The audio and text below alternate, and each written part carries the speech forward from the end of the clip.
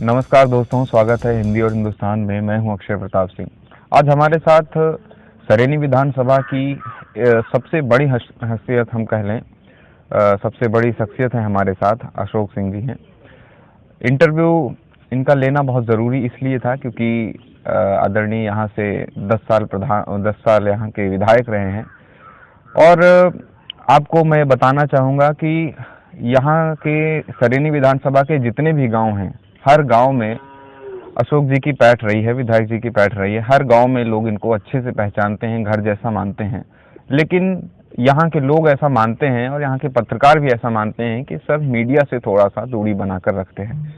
और आज हमारे साथ बात कर रहे हैं, तो हम तमाम मुद्दों पर बात करते हैं। सर, सबसे पहले आपका बहुत बहुत स्वागत है चैनल पे। नमस्कार, मैं अशोक कुमार सिंह, सरेनी विधानसभा का पूर्व विधायक हूँ। जी सर, जैसा कि कहा जाता है कि आप मीडिया से दूरी बनाकर रखते हैं थोड़ा सा, जितना मतलब हम ये कह सकते हैं कि आप छपास के दीवाने नहीं है। जैसे कुछ लोगों को होता है ना कि अभी नेता बने नहीं, वो ढूंढने लगते हैं कि कोई कैमरा वाला मिल जाए, पेपर वाला मिल जाए, जल्दी से मेरा प्रचार हो जाए। देखिए, इस विधानसभा में जी 3 विकास खंड, सरेनी, लालगंज, दलमऊ, और सरेनी मेरा घर है। हमारे पूर्वज इस विकास खंड में आजादी के बाद से विकास खंड दलमऊ की कुर्सी पर जनता ने बैठाया, जो आज तक हमारे परिवार के पास है।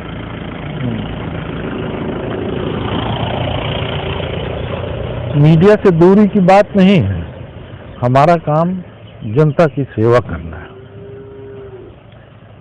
हम जनता से जुड़े रहते हैं और जनता की सेवा ही करना एक मकसद है। राजनीति भी यही कहती है। जी मीडिया हमारे साथ है, मैं जानता हूं, लेकिन अन्य लोगों की तरह बगैर कुछ किए हम मीडिया में हाईलाइट होने की इच्छा कभी नहीं रखते हैं। जैसे जैसे हम आगे बढ़ते हैं, मीडिया खुद ही मुझे अपना बैकअप देके हमको आगे बढ़ाती है। जी, ऐसा सर बहुत सारे लोगों का ये भी कहना होता है कि आप चाहते हैं कि क्षेत्र के जितने भी राजनीतिक पद हैं उसमें आपके परिवार के लोग रहें, ऐसा लोगों का कहना है। हमारे पास प्रमुख हैं, विधायक हैं, और हमारे गांव का प्रधान। और कौन सा पद हमारे पास है? प्रधान इस समय आरक्षित में दूसरे के पास है, और प्रमुख है जो चाहे आरक्षित रही हो चाहे जैसी रही हो, हम लोगों को जनता का विश्वास है, इसलिए सारे लोग इसको कहते हैं। जिसको हम लोगों ने कभी मांगा है तो हमको मिला जरूर जी। और लोगों का ये कहना है तो भाई हम तो कोई छीन के तो लेते नहीं, हम जनता से मांगते हैं, जनता देती है जी। अब कोई ये कहता है कि सब पद में हम आसीन, ये तो ना हम जिला पंचायत अध्यक्ष हैं, ना एमएलसी हैं, ना और जितने भी पद हैं उन पर हैं। हम तो केवल विकासखंड सरेनी की प्रमुख ही है जो हमको जनता देती है, हम लिए। किसी से छीनते नहीं, किसी को धमकाते नहीं। तो ये लोगों का कहना गलत है कि हम हर चीज चाहते हैं। हम तो जनता के सामने जाते हैं, अपनी बात रखते हैं, हमको उसमें जनता मानती है, जनता दे देती है। वैसे तो सर आपकी जो समाज सेवा का भाव है वो हमेशा चलता रहता है, सामाजिक प्रक्रियाएं आपकी हमेशा चलती रहती हैं। लेकिन लोगों का ये भी कहना होता है कि आपकी राजनीतिक सक्रियता जो है वो चुनावों के पहले ही देखने को मिलती है। तो इस बारे में आप क्या? गलत फहमी, गलत कहते हैं लोग। हम इस गांव के परिवेश में रहता हूं और यही मेरा आवास है, और सुबह से लोग अपनी समस्याएं लेके आने लगते हैं और मैं उनका निराकरण जो भी संभव होता करता हूं। तो ये कहना कि हम जब चुनाव आता है तो सक्रिय हो जाते हैं, तो हम कहीं शहर में नहीं रहते हैं। हालांकि हमारे परिवार का तमाम कारोबार कलकत्ते में है, लेकिन मैं वहाँ तो शायद साल में 1-2 बार जाता हूँ, लेकिन मैं यहीं रहता हूँ।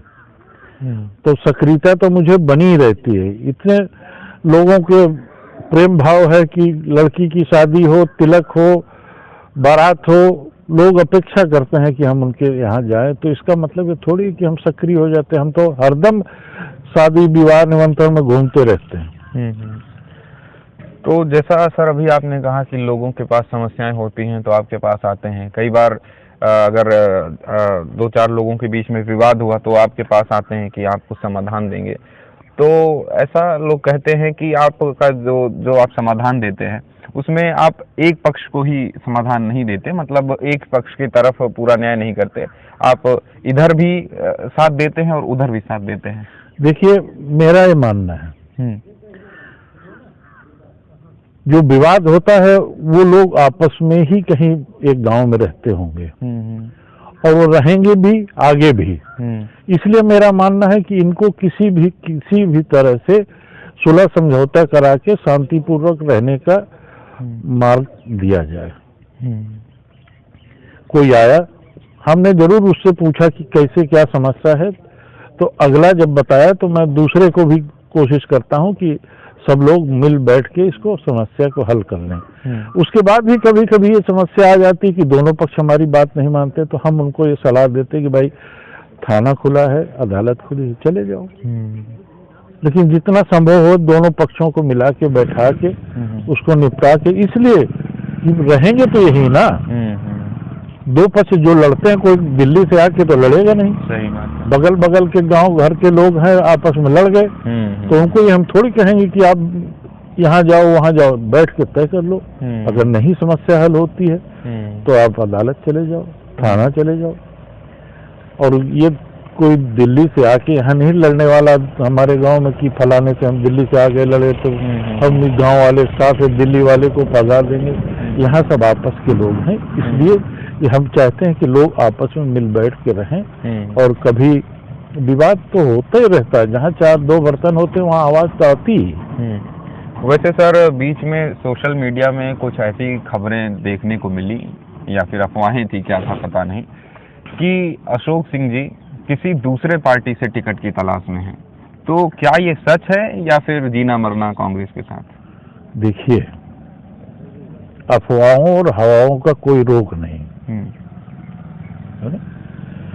और मेरी सबसे बड़ी खासियत है कि मैं अपना क्षेत्र छोड़ के चाहे लखनऊ चाहे दिल्ली किसी दूसरे दल के दरवाजे पर नहीं गया हूं।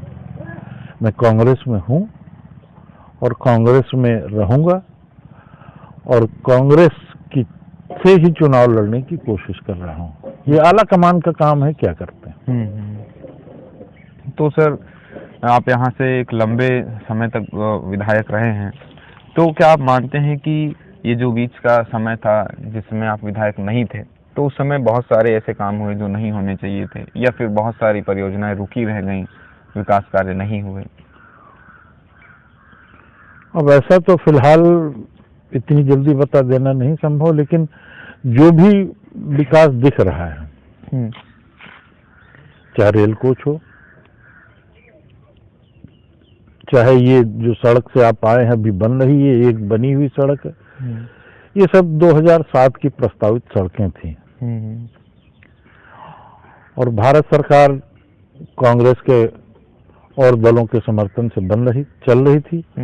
और सोनिया गांधी का क्षेत्र होने के नाते इसमें उनकी मदद जरूर मिलती थी। और इन सड़कों में और रेल कोच में या और जिले में जो भी परियोजनाएं चली हैं, सब सोनिया गांधी की वजह से चली हैं। जी सर, वर्तमान में आप सरेनी में क्या खामियां देखते हैं, सरेनी विधानसभा में? अब खामियां तो देखिए, जैसे लोगों ने कहा कि, या फिर हम उन्हें कह लें कि जो मुद्दे बन सकते हैं 2022 के चुनाव में इस विधानसभा से। अब मुद्दे को तो सबसे बड़ा मुद्दा है कि किसान परेशान है छुट्टा जानवर से, और मेरा भी बेस किसान से है, तो वो दर्द मैं जानता हूँ कि रात में हमारे पास तो भाई तमाम तरह के साधन हैं, मजदूर हैं, तो हम उनके माध्यम से अपने जो छुट्टा जानवर हों उनसे अपनी फसल बचाने का काम करते हैं। लेकिन जिनके पास नहीं है वो रात रात भर खेतों के किनारे मेड़ों पर बैठ के, ठंडी हो, बरसात हो, गर्मी हो, अपनी फसल बचाने के लिए करते हैं। ये सबसे बड़ा मुद्दा है कि किसान की जीविका बचाने के लिए छोटा जानवर से निजात मिलनी चाहिए। तो सर, अगर आप यहाँ से 22 में विधायक चुने जाते हैं तो अगले 5 सालों के लिए आपका विजन क्या होगा? हमारा विजन तो यही है कि भाई ज्यादा से ज्यादा लोगों के लिए बहुत जो जरूरी सुविधाएं हैं, राशन है, पेंशन है, आवास है। अब ये कहिए कि हम जीटी रोड या हाईवे बना देंगे, ये तो संभव नहीं है ना। इतने तो मैं कर सकता हूँ, इतना और कर सकता हूँ कि भाई किसी का काम ब्लॉक में पड़ा, किसी का काम थाने में पड़ा, किसी का काम तहसील में पड़ा, किसी काम जिले में पड़ा, उनकी मदद करके उसको राहत मुहैया कराने का काम करता है। तो सर, जैसे जैसे चुनाव नज़दीक है, अभी तो टिकट का आवंटन नहीं हुआ है, बहुत सारे लोग इस विधानसभा से दावा कर रहे हैं टिकट के लिए, मांग कर रहे हैं पार्टी से टिकट के लिए। और अभी प्रियंका गांधी जी जो है वो महिलाओं को ज़्यादा बढ़ावा दे रही हैं टिकट देने में, और अपने यहाँ से भी महिलाएं भी कोशिश कर रही हैं कि उनको भी टिकट मिले। तो टिकट को लेकर आप कितना आश्वस्त हैं या इस बारे में क्या सोचते हैं? अब टिकट देखिए, ये आवेदन सब लोग कर सकते हैं। ये पार्टी का गाइडलाइन थी कि आप जिसको चुनाव लड़ना है और वो आवेदन करे, और